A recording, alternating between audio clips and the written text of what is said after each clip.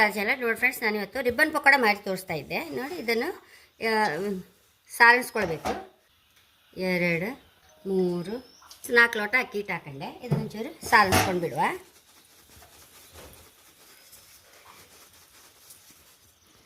ಹಾಗೆ ಫ್ರೆಂಡ್ಸ್, ಇದಕ್ಕೆ 1-2 ಲೋಟ ಕಡಲೆ ಹಿಟ್ಟು ಹಾಕೊಂಬ.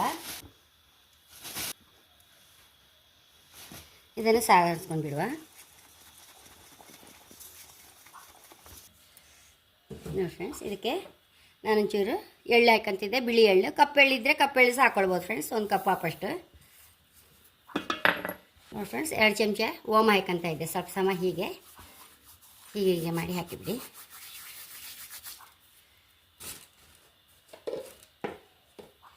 ಎರಡು ಚಮಚ ಮೆಣಸು ನೋಡಿ. ರುಚಿಗೆ ತಕ್ಕಷ್ಟು ಉಪ್ಪು.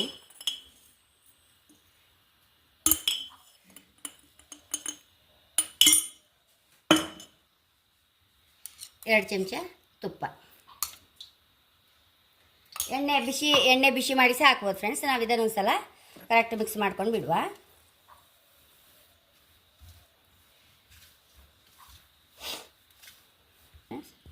ನಾರ್ಮಲ್ ನೀರು, ಬಿಸಿ ನೀರು ಏನಲ್ಲ, ತಣ್ಣಗೆ ನೀರು ಹಾಕಿ ಚಪಾತಿ ಹಿಟ್ಟಿನ ಹದ ಕಲಿಸ್ಕೊಂಬ. ಇದನ್ನು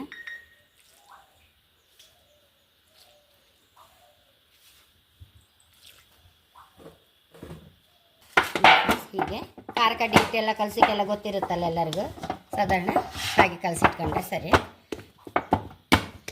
ನೋಡಿ ಫ್ರೆಂಡ್ಸ್, ಇದಕ್ಕೀಗ ರಿಬ್ಬನ್ ಪಕೋಡ ಹಚ್ಚಿ ಹಾಕೊಂಡಿದೆ.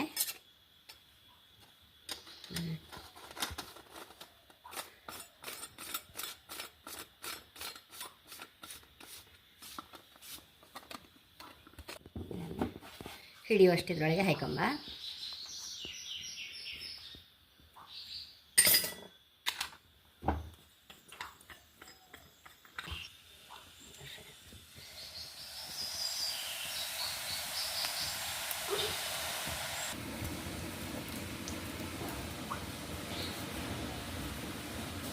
ತಕೊಂಬ ಇದನ್ನು.